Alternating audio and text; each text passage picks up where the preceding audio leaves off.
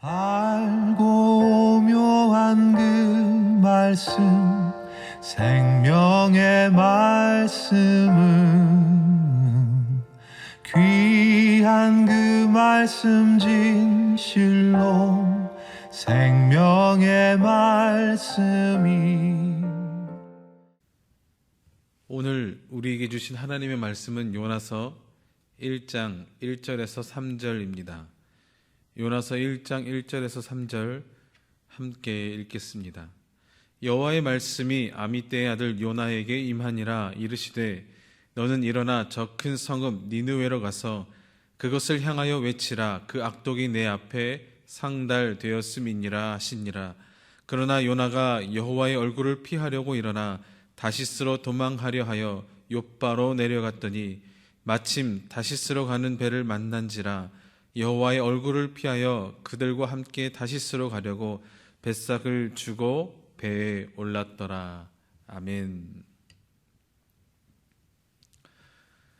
요나서의 말씀을 가지고 함께 은혜를 나누기를 원합니다. 요나서를 시작하면서 다시 한번 우리가 짚고 넘어가야 되고 또 분명히 해야 할 것이 있는데, 그것은 요나서의 주인공은 요나가 아니라 바로 하나님이라는 겁니다.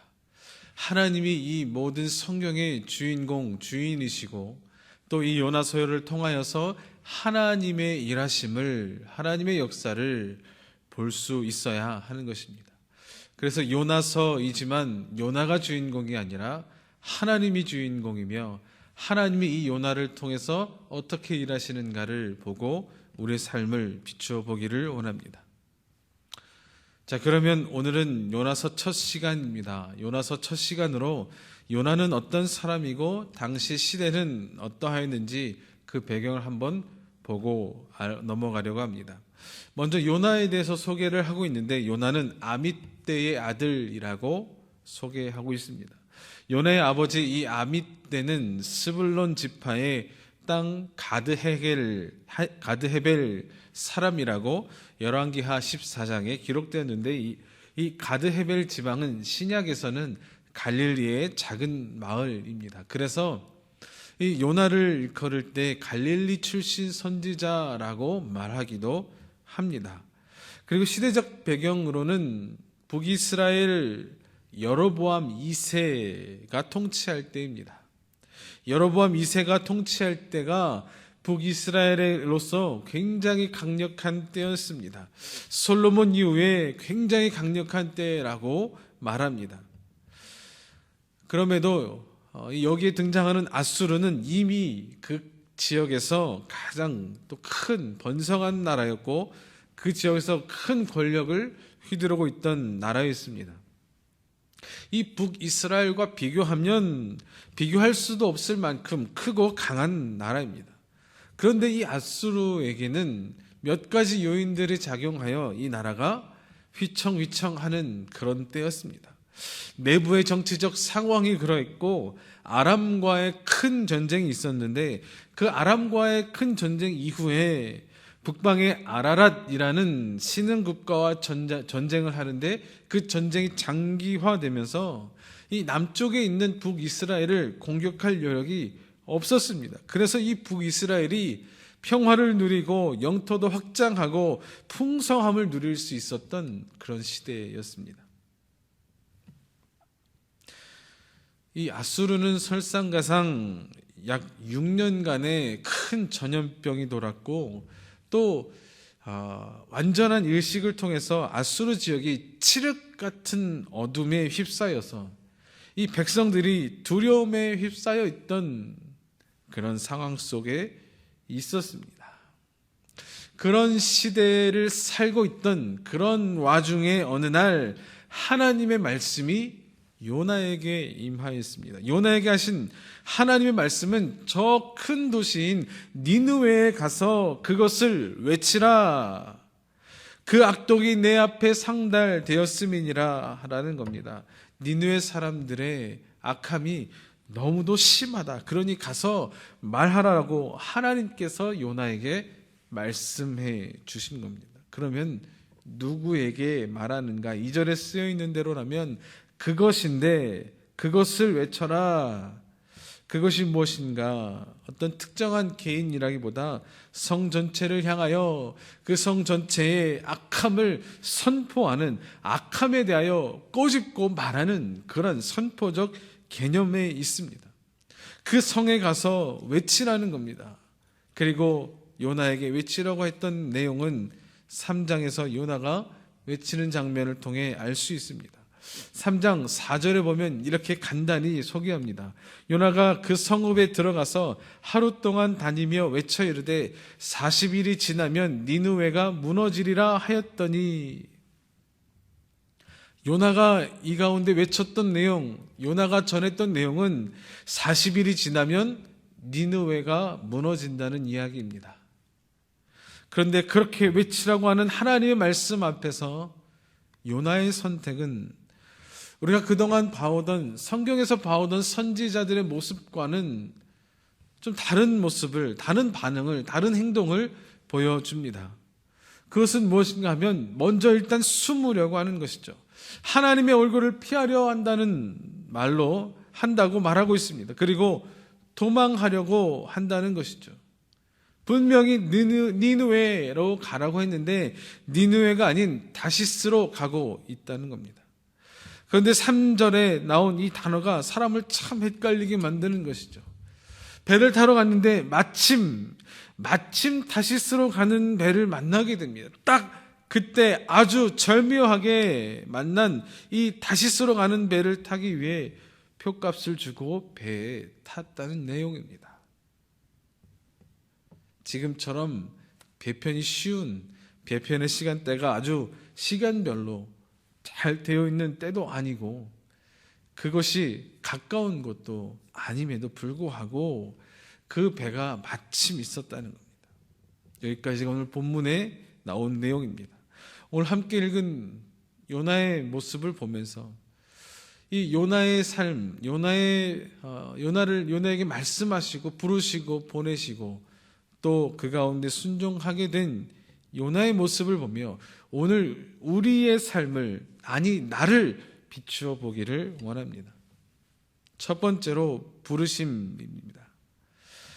하나님의 부르심이 이 요나에게 임하였습니다. 1절 함께 읽겠습니다. 여호와의 말씀이 아미떼의 아들 요나에게 임하니라 이르시되, 오늘 본문에서 여호와의 말씀이 이 요나에게 임한 사건으로 이 요나서가 시작하게 됩니다. 하나님은 요나를 부르셨습니다. 하나님의 부르심, 하나님의 콜링이 그 안에 있습니다. 우리는 저마다 하나님의 부르심을 받고 듣고 순종하고, 또 때로는 순종하지 못하고, 또 때로는 부르심 자체도 우리가 듣지 못하여서 살아가고 있는 그런 모습이 우리 안에 있습니다. 분명한 것은 십자가의 부르심은 모두 우리가 듣고 순종하였기에 지금 이 말씀을 함께 나누고 듣고 예배 가운데 계신 줄로 믿습니다. YWAM이라는 단체, 선교 단체가 있습니다. 그 단체를 창시한 로렌 커닝햄이라는 분이 계신데 그분의 책 중에 하나님 정말 당신이십니까? 라는 책이 있습니다. 이 책에 있는 내용 중에는 이런 내용이 있습니다. 무슨 내용이냐면 당신의 삶의 결정적인 중요한 순간, 인생의 터닝 포인트라고 할 수 있는 그 순간에 하나님은 분명히 당신에게 직접 말씀하실 겁니다 라는 이야기입니다. 듣지 못하는 상황과 듣지 못하는 수준이라면 다른 사람을 통하여서, 다른 방법들을 통하여서 알려줄 수 있겠지만 그것이 아니라면 분명 인생의 중요한 순간에 중요한 판단과 선택을 해야 되는 그 순간에는 분명히 하나님이 직접 말씀하시고 그에게 감동케 하신다는 이야기입니다. 이 말에 동의하십니까? 교회는 부르심을 입은 사람들의 모임입니다.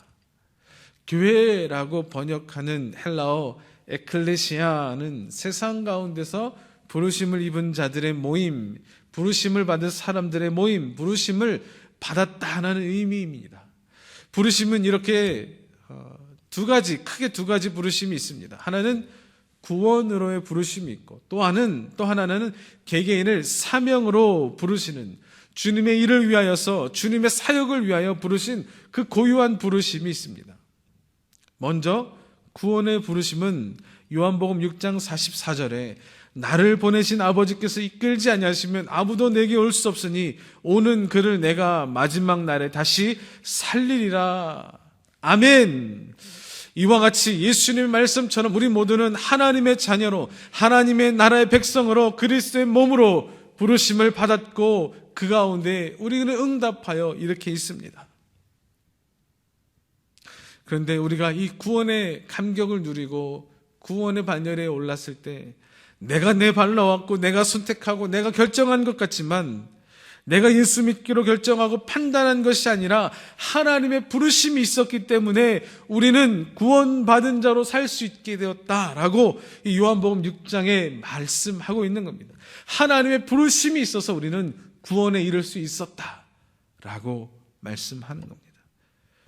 여기까지 우리 모두가 이미 구원의 부르심을 받았고 그 부르심에 응답하였기 때문에 우리가 함께 여기 있는 줄로 믿습니다.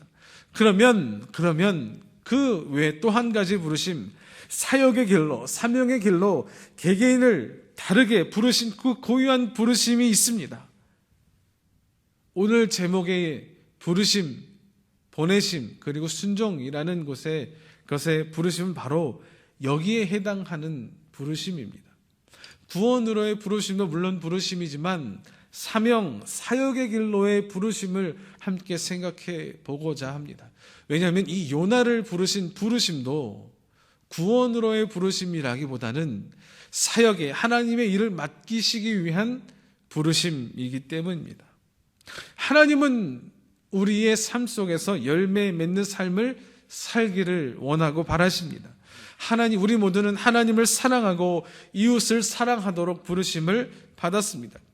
그런데 구체적으로 우리가 어떻게 사랑하고 우리가 구체적으로 어떻게 쓰임 받느냐는 각기가 다 다르죠. 때문에 다른 사람과 이 부르심을 비교할 필요는 없습니다. 저 사람은 어떤 일로 어떤 사명으로 부르심을 받았고 나는 어떤 일로 어떤 사명으로 부르심을 받았고 아니 누가 크고 누가 작고 이런 것이 아니라는 이야기입니다. 우리는 하나님의 부르심을 확인하고 순종해야 합니다. 믿으십니까? 아멘입니다. 다른 사람이 부르심을 받았다고 나도 덩달아 가는 것이 아니라 하나님은 나를 통해 이루고자 하시는 다른 사람도 아닌 바로 나를 통하여 이루고자 하시는 고유한 소명, 고유한 사명이 있다는 것을 우리는 알고 또 기억해야 합니다. 하나님의 이 부르심은 나의 선택이 아닙니다. 하나님 앞에서 나를 드리는 헌신조차도 나의 선택이 아니라 하나님의 부르심이 먼저 있다는 겁니다. 그래서 하나님의 부르심은 나의 선택이 아니기 때문에 거절할 수 없습니다. 왠지 나의 거절할 권리가 박탈된 것처럼 느껴질 수 있지만 그것이 아닙니다. 여러분, 거절해도 된다면 하나님의 부르심이 아닙니다. 우리 편에서 볼 때는 하나님의 부르심이지만 하나님 편에서 볼 때는 이를 잡아 당기는 겁니다. 하나님의 사역에 잡아 당겨 오게 하는 겁니다. 하나님이 잡아 당기시는데 이것을 버틸 수 있다면 하나님의 능력에 문제 있는 것 아닐까요? 하나님이 부르셨는데 버틸 수 있다면 부르심이 아닙니다. 하나님의 부르심은 거역할 수가 없습니다. 하나님의 부르심은 우리가 불순종하면 순종하도록 만드십니다. 오늘 요나의 모습을 보아도 우리는 이렇게 깨달을 수 있지 않습니까? 하나님의 부르심은 깨닫는 것이 얼마나 중요한지 모릅니다. 요나를 부르신 하나님을 볼 때에도 하나님이 사역의 길로 사명자로 부르실 때에 고려하지 않는 두 가지 조건이 있습니다. 하나는 그 일을 할 의사가 있는지 없는지이고 또 한 가지는 그 일을 할 수 있는가 할 수 없는가 하는 것입니다. 세상에서는 이 두 가지를 가장 중요하게 봅니다. 누군가에게 일을 맡길 때 이 두 가지를 고려하지 않을 수가 없습니다. 이 사람이 할 수 있는 의사가 하고자 하는 의사 뜻이 있는가, 동기가 모티베이션이 있는가, 얼마나 중요한가, 열의가 있는가 체크하고 또 체크하고 판단합니다. 또 한 가지 일을 감당할 수 있는 능력이 있는 사람인가? 이 사람의 능력, 이 사람이 가지고 있는 힘은 얼마나 되는가? 이걸 감당할 수 있는가? 해결할 수 있는가? 그것을 보고 일을 맡깁니다. 그런데 하나님이 부르신 사람들을 보면 그 일을 할 수 있는 의사가, 그 일을 하고자 하는 의사가 없어 보이는 것, 때로는 그 능력도 없어 보이는 것, 때로는 어떤 자격도 없어 보이는 사람들이 있습니다. 그러나 하나님은 그 사람들을 통하여서 일하십니다. 부르시고 할 수 있는 능력도 주시고 할 수 있는 마음도 주시고 자격도 주십니다. 요나에게 니느웨에 가고자 하는 의사가 요나에게 있었습니까? 아니요, 요나에게 니느웨에 가고자 하는 마음이 전혀 없었습니다. 니느웨 가고 싶은 마음이 요나에게는 1도 없었습니다. 요나에게 능력이 있었나요? 아니, 그 적국 거대한 강대국의 도시, 거대한 도시에 가서 이 도시가 망할 것이다, 무너질 것이다 라고 말할 수 있는 능력이 요나에게 있었을까요? 없었습니다. 그뿐인가 하나님은 사람들이 생각할 때 부적절해 보이는 사람들이나 아니면 논리적으로 맞지 않는 사람들을 부르셔서 일하시는 경우가 또 보면 많이 있습니다. 한 가지 예를 들면 하나님은 아브라함을 부르셔서 하나의 민족을 이루시겠다고, 하나의 민족을 세우시겠다고 말씀하십니다. 아브라함이 하나의 민족을 세우고 만들어 보겠다는 커다란 야망이 있었던 사람인가? 다시 말해 그렇게 하고자 하는 의사가 있던 사람인가? 아니요, 없습니다. 그런 의사가 없던 사람입니다. 아브라함에게도 어느 날 하나님의 음성이 임하였고 이 음성에 순종하여 떠난 것입니다. 하나님이 아브라함을 부르셨고 창대한 민족을 이루시겠다고 했고 복의 근원이 되게 하시겠다고 말씀하셨습니다. 그런데 이 아브라함의 가정, 이 아브라함의 가족의 상황은 어떻습니까? 그의 아내는 아이를 낳지 못하고 있던 여인이었습니다.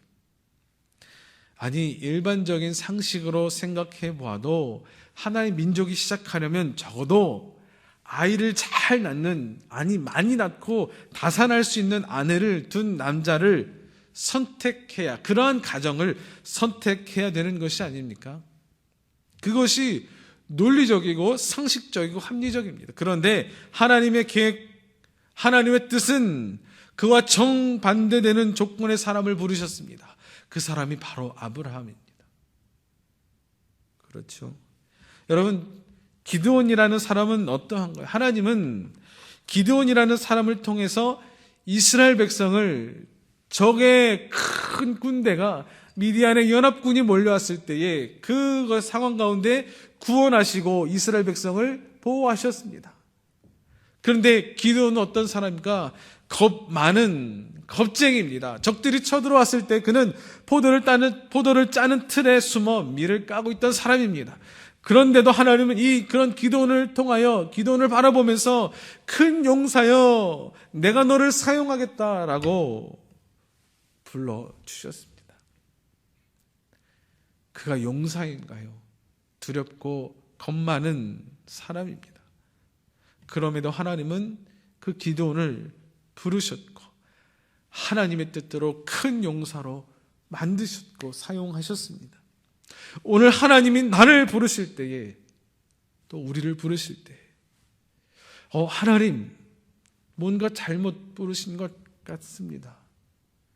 하나님 뭔가 실수하신 것 같네요. 하나님 사람 보는 눈이 없으신가요? 라고 대꾸하는 것이 아니라, 하나님 지금 이 시국에 나를 부르신 것이 확실합니까?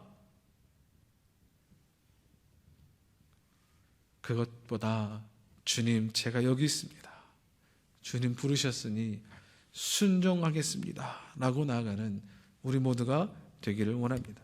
하나님은 그 누구를 들어 사용하시든 하나님의 일을 이루어내실 능력이 있으신 분입니다. 아멘. 그의 믿음이, 그에 대한 믿음이, 확신이 우리 안에 있기를 소원합니다. 두 번째로 보내심입니다. 그런데 하나님의 부르심에 대한 요나의 반응이 참 이상하죠. 하나님이 부르셨으면 우리 성경의 대부분의 선지자들을 보고 많은 사람들을 보아도 네, 알겠습니다. 무슨 말씀이든 말씀만 하십시오. 순종하겠습니다. 이렇게 나오는데 요나는 하나님의 얼굴을 피하려고 일어나 도망갑니다. 물론 모세를 부르실 때도 모세는 저는 이렇게 못하는 사람입니다. 저렇게 못하는 사람입니다. 라고 변명을 했지만 도망가지는 않았습니다. 그런데 여기서 요나는 하나님의 얼굴을 피하려고 일어나 도망갔다라고 합니다. 요나가 하나님을 잘 모르는 사람일까요? 여러분, 요나가 무엇을 하는 사람인지 아시나요? 요나의 직업, 요나가 무엇을 하는 사람인지 요나서에는 기록되어 있지 않지만 다른 곳에서 우리는 요나가 어떤 사람인지 알 수 있습니다. 열왕기하 14장 25절 함께 읽겠습니다. 이스라엘의 하나님 여호와께서 그의 종 가드헤벨 아미떼의 아들 선지자 요나를 통하여 하신 말씀과 같이 여로보암이 이스라엘 영토를 회복하되 하맛 어귀에서부터 아라바 바다까지 하였으니. 마태복음 12장 39절도 읽겠습니다.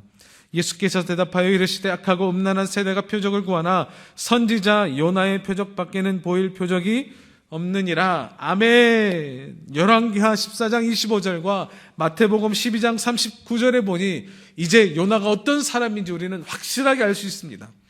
요나는 어떤 사람입니까? 무엇을 하는 사람입니까? 그렇습니다. 요나는 선지자입니다.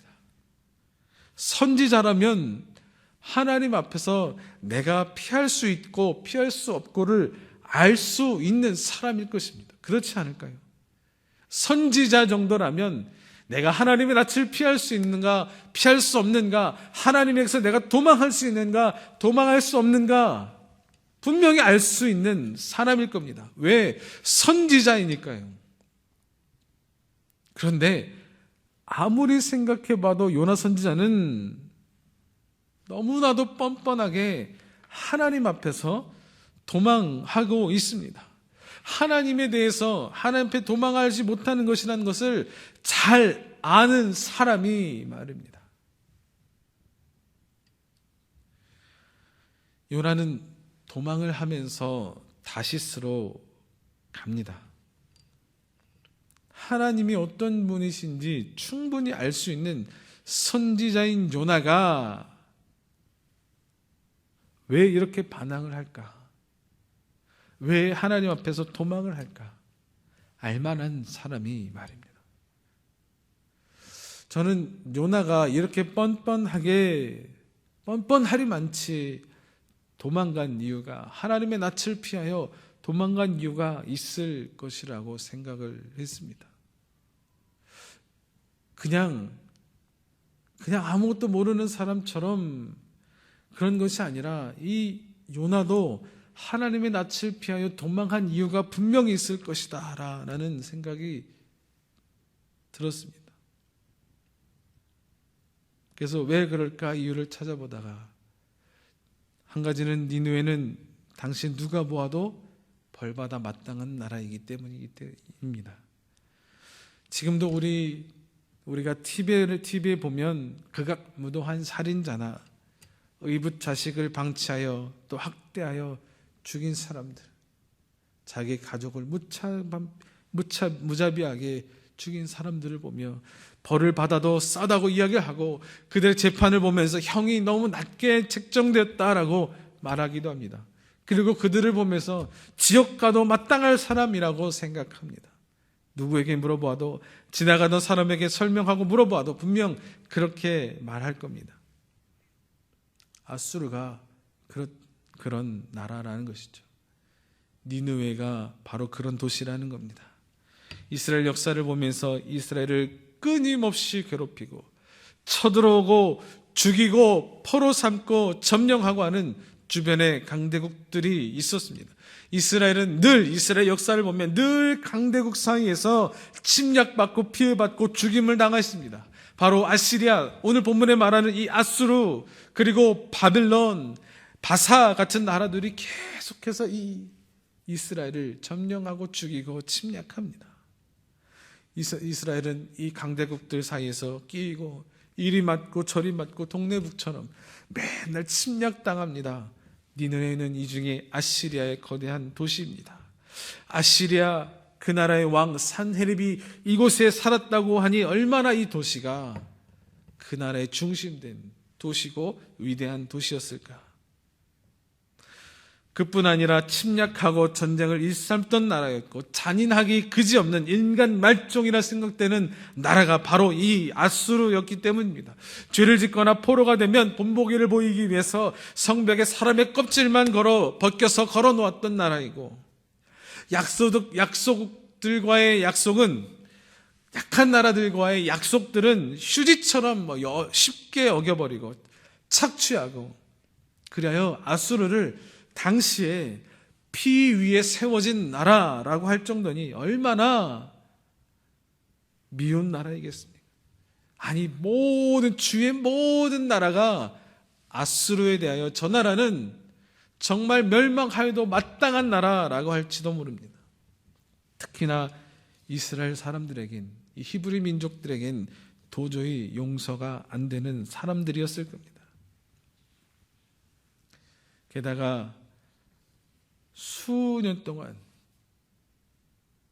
약 6년간의 전염병이 돌았다고 하니 그곳에 가고 싶지 않았을 것이 분명합니다. 지금 이렇게 코로나19 사태를 통해서 이것을 겪고 있는 우리는 쉽게 이해할 겁니다. 수년 동안 전염병이 돌았던 그곳에 가고 싶지 않았을 겁니다. 그러니 요나는 지금 어쩌면 당당하리만치 뻔뻔하게 하나님의 말씀에 반항하고 있는 겁니다. 그렇게 다시스로 가는 길인데 배를 타러 욥바에라는 곳에 가니 마침 딱 그때에 다시스로 가는 배가 그 자리에 있었던 것이죠. 마치 길이 꼭 이렇게 가는 길이 착착 열리는 것 같습니다. 그러나 우리가 보았을 때에도 확실한 것은 요나는 지금 하나님의 말씀을 자기의 주관에 자기가 해석하고 싶은 대로 이건 정말 순종하지 않아도 된다라고 여길지 모른다는 것입니다. 다시 말하면 오늘 하나님의 말씀이 내게 임하였을 때 이 순종에 대한 판단이 내게 있을 때가 많다는 겁니다. 내가 지금 내 상황의 환경에 합리화해서 순종하고 안 하고 이것을 내가 판단하고 있을 때가 너무나 많다는 겁니다. 주님의 하나님의 보내심이 있는데 말입니다. 세 번째로 순종입니다. 그런데 요나의 순종은 어떠한가? 이 요나의 순종의 모습을 바라보면서, 순종하기까지의 모습을 바라보면서 우리의 모습, 나의 모습 이 시간 볼 수 있었으면 좋겠습니다. 하나님께서 요나를 부르셨습니다. 부르심이 있었습니다. 그리고 아수르의 수도 니느웨로 보내셨습니다. 보내심이 있습니다. 가서 니느웨가 회개치 않으면 40일 후에 하나님이 멸망시키겠다고 선포하라고 하셨습니다. 앞에서도 이야기한 것처럼 아수르는 이스라엘의 철천지 원수입니다. 아수르는 이스라엘에게 있어서 눈에 가시 같은 존재요, 원수, 그 이상의 원수 같은 존재입니다. 내 가족, 내 친척, 내 친구를 죽인 자들이니 다시 또 말할 수 있을 거야. 그러니 아수르의 수도 니느웨에 가서 40일 만에 회개하지 않으면 하나님이 멸망시키겠다 라는 이것이 이 요나 선지자에게 얼마나 기쁜 일이었을까요? 하나님의 살아계심을 아는 선지자가, 하나님의 크심을 아는 선지자가 이 니느웨가 멸망할 것이다 라는 이 소식이, 이 말씀이 자기에게 얼마나 기쁘게 들렸을까라는 겁니다. 내가 너무나도 싫어하는 자인데, 내가 너무나도 싫어하는 민족인데 그들이 멸망한다는 이 소식이, 이 말씀이 이 요나에게 얼마나 기쁘게 들렸을까 하는 겁니다. 마치 오늘 내가 나를 정말 힘들게 하던 그 사람에게 하나님의 어떠한 징벌이 있다는 것을 내가 들었을 때에 내 마음에 기뻐함이 없을까?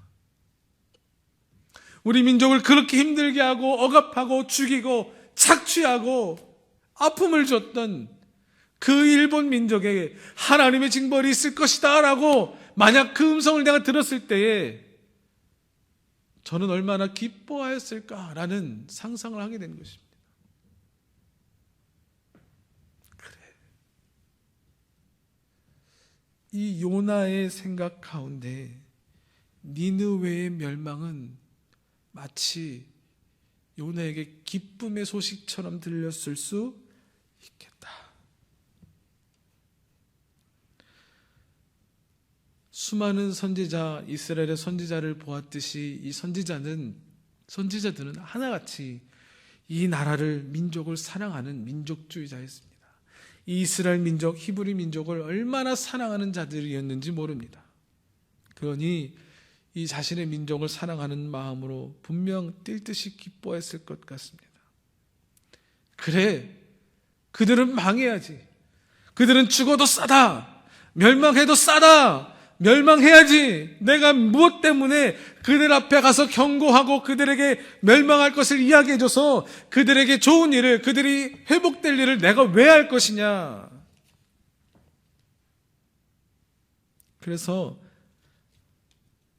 요나에게 하나님은 니느웨로 가라고 했는데 요나는 다시스로 도망치기 위하여서 욥바에서 다시스로 가는 배에 백삭을 주고 탔을 겁니다.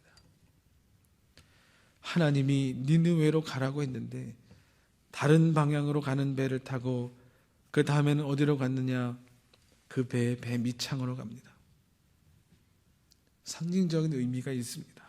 위에 있지 않고 밑으로 내려갔다는 것은 본능적으로 하나님을 피하기 위한 것이죠. 하나님을 피할 수 있는가? 아니, 없습니다. 그런데 인간의 본능적으로 내려간다라는 겁니다.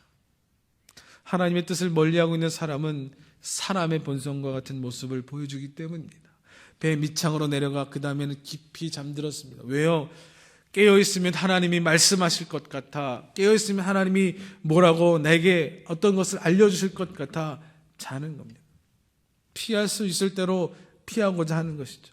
그때 4절에 보니 이렇게 기록합니다. 여호와께서 큰 바람을 바다 위에 내리심에 바다 가운데 큰 폭풍이 일어나 배가 거의 깨지게 된지라. 이렇게 큰 폭풍이 일어나 배가 다 부서지게 파손될 상태로 심한 폭풍이 일어나 어려움 가운데 처했으니 이 사공들과 선원들이 놀래서, 왜 조용하던 바다가 갑자기 이렇게 흉흉하고 폭풍이 일어나 배가 침몰될 지경이냐? 우리 때문에, 우리 누구 때문에 이런 일이 일어나는지 제비를 뽑아보자. 그래서 배에 있는 사람들이 다 모여 제비를 뽑으니까 요나가 다 걸린 겁니다. 당신은 누구이며 무엇 때문에 그러느냐? 그럴 때 요나는 지금 내가 도망하는 중이고 하나님의 뜻을 어기고 피해서 도망가고 있으니 분명 이 폭풍은 나 때문이니 나를 잡아서 물에 던져라 라고 말합니다. 정말 이 모습을 보면서 와, 요나도 정말 한 성격 하는구나 라는 생각이 들었습니다. 원래는 그 자리에서 무릎 꿇고 기도하며 회개하는 것이 맞지 않습니까? 대부분 그 가운데 깨달았으면 하나님이 지금 내가 이곳에 가는 것을 막고 계시는구나, 이 폭풍을 나 때문에 이렇게 일으키셨구나라는 것을 알았다면, 하나님의 감동, 하나님의 깨달음을 알았다면 그 자리에서 무릎 꿇고 주님, 내가 잘못했습니다. 내가 다시 니느웨로 돌아가겠습니다. 그것이 맞는 수순이지 않습니까? 그런데 거기서 뭐라고 하냐면 나를 잡아서 물에 던지라라고 하는 겁니다. 차라리 나 하나 죽어 애국하자라는 마음이었을까? 죽으면 죽었지 니느웨는 못 가겠다라는 마음이었을지도 모릅니다. 정말 이 요나도 한 성격합니다. 그래서 선원들이 요나를 묶어 바다에 던집니다. 근데 선원들이 무슨 죄입니까? 결국 이 한 사람을 바다에 빠뜨려버리는, 죽이는 일을 하게 됐으니 말입니다. 두고 아픔으로 기억날 수 있을 텐데 정말 선원들에게 못할 짓이지 않습니까? 요나는 자기의 죽음으로써 하나님의 명령에 불복종할 수 있을 거야, 나 하나의 희생으로 니느웨는 멸망당할 수 있어 라고 했을지 모릅니다. 그러나 하나님은 역시 보내신 가운데에 그냥 보내시는 것이 아니라 예비하시는 하나님이셨습니다. 큰 물고기를 예비해 놓으셨습니다. 무슨 일인가? 하나님의 뜻이, 하나님의 계획이, 하나님의 부르심이, 하나님의 보내심이 있다면, 하나님의 돌보심이 있다면, 풍랑이 있는 태풍 가운데, 바다 가운데 던져질지라도 죽지 않는다. 내 상황이 이루어질 수 없는 상황이라도 하나님은 이루게 하신다. 그것이 바로 우리가 여기서 깨달을 수 있는 겁니다. 하나님이 물고기를 예비해 놓으셨습니다. 본문 17절에 보면 여호와께서 이미 큰 물고기를 예비하사 요나를 삼키게 하셨으므로 요나가 밤낮 3일을 물고기 뱃속에 있으니라 라고 한 겁니다. 여호와께서 이미라고 합니다. 이미 미리 벌써 이렇게 될 줄 아시고 예비하셨습니다. 요나를 먹은 그 물고기는 얼마나 힘들었습니까? 소화도 안 될 거고 뱃속에서 자꾸 돌아다니고 시끄럽고 요나 얼마나 이 물고기도 힘들었을까? 요나는 또 얼마나 괴로웠을까? 요나서 2장 2절에 보면 이르되 내가 받는 고난으로 말미암아 여호와께 불러 아뢰었더니 주께서 내게 대답하셨고 내가 수올의 뱃속에서 부르짖었더니 주께서 내 음성을 들으셨나이다. 아멘. 요나는 마치 수올의 뱃속과 같았다라고. 수올은 무덤, 죽음, 지옥을 뜻하는 일인데 그래서 지금 밤낮을 오직 회개하고 돌이키는 시간을 보냈다는 겁니다. 지금의 상황이 지옥과도 같았다. 죽음에 있는 곳이었다. 무덤에 있는 것과도 같았다. 돌이키니 하나님이 이 물고기를 니느웨로 이끌으셨고 니느웨 해안에 가서 토해 버리게 하신 겁니다. 결국 그렇게 요나가 니느웨 성으로 들어갑니다. 그렇게 들어가서도 보면 이제는 정말 하나님의 부르심 가운데 마음과 뜻과 정성을 다하여서 순종해야 되지 않습니까? 그런데 거기에 들어가서도 대충 정합니다. 왜 그것을 알 수 있는가? 이 성을 가로지르면 3일길이라고 했는데 3장 4절에 보면 하루 동안 다니며 외쳤다 하고 기록하고 있습니다. 3일길인데도 불구하고 하루 동안 다니며 외쳤다. 그럼에도 불구하고 하나님의 성령이 역사하셔서 그 말을 들은 니느웨 도성 사람들이 모두 다 회개하기 시작한 겁니다.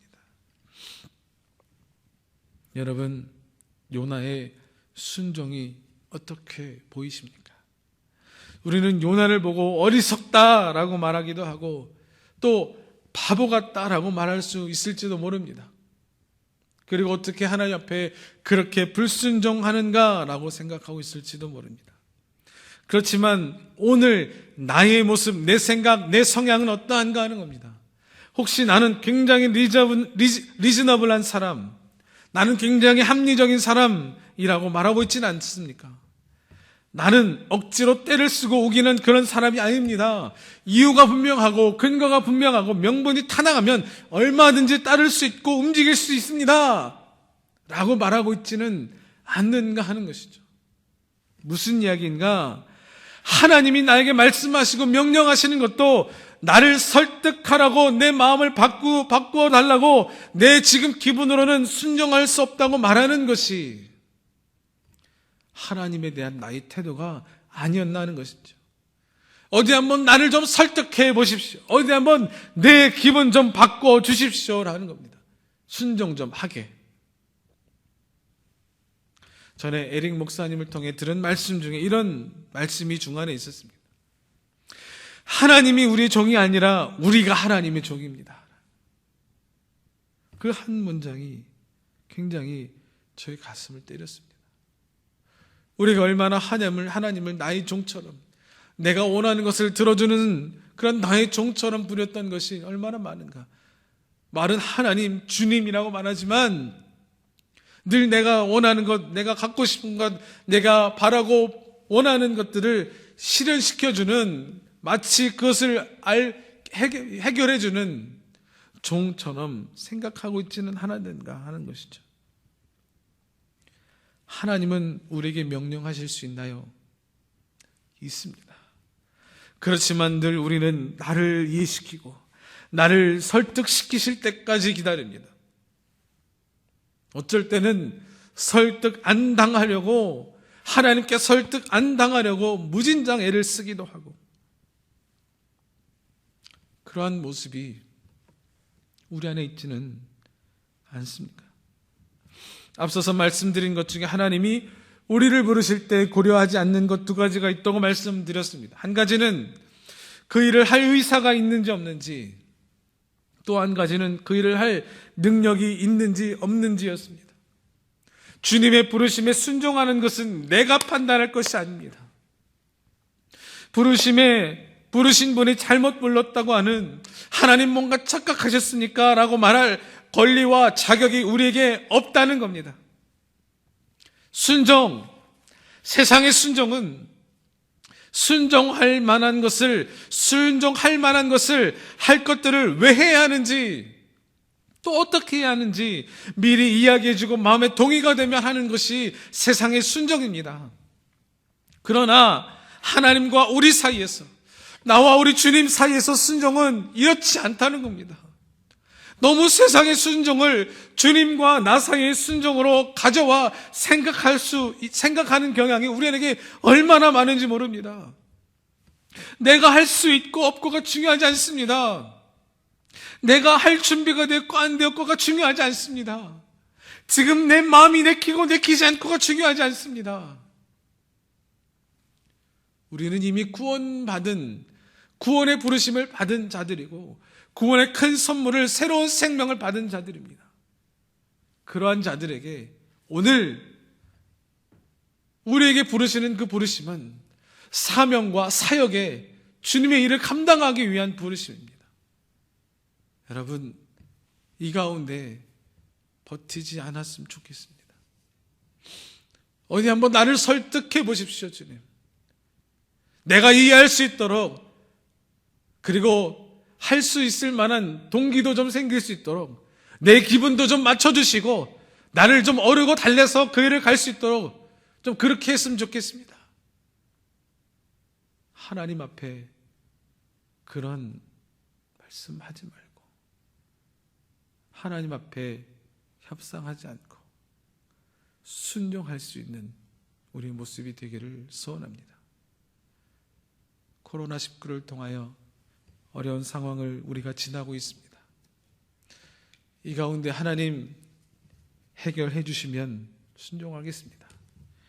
아니, 이런 상황에서 무슨 그런 말씀을, 그런 감동을 주십니까? 사랑하는 성도 여러분, 주님의 부르심이 있다면 주님은 그 부르심 가운데, 보내심 가운데 주의 일을 이루실 수 있는 충분한 능력이 있는 하나님이심을 여러분 믿으시기를 소원합니다. 기도합니다. 하나님 아버지, 감사합니다. 요나의 모습을 바라보며 하나님의 부르심과 보내심과 순종하게 되는 요나의 모습을 보았습니다. 하나님, 오늘 그 요나의 모습처럼 하나님, 나에게도 분명히 주님 그와 같은 모습을 보이고 있는 나의 생각, 나의 뜻, 나의 가치관들을 보게 됩니다. 내 생각으로 주의 순종을, 주의 부르심을 판단하고 결정할 때가 있으며, 그 부르심 가운데에 어긋나도, 주의 부르심을 어기고 살아도 내 판단으로 합리화시킬 때가 얼마나 많았는지 모릅니다. 주님 용서하여 주시옵소서. 하나님, 주의 말씀 가운데, 그 부르심 가운데 주님 어디 한번 나를 설득해 보십시오, 나를 이해시켜 주십시오 라고 말하는 것이 아니라, 하나님이 나의 종이 아니라 내가 종입니다.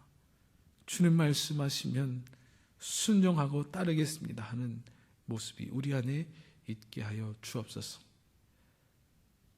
감당할 수 있는 능력은 주께서 주시는 줄 믿사오니 믿음으로 순종하는 우리의 삶과 모습이 되게 하여 주시옵소서. 예수 그리스도의 이름으로 기도드립니다. 아멘. 믿음이 없이는 기쁘시게 못하나니 고된 수고도 다 헛될 뿐이라. 믿음이 없어서 무너진 삶의 모든 자리에 다시 주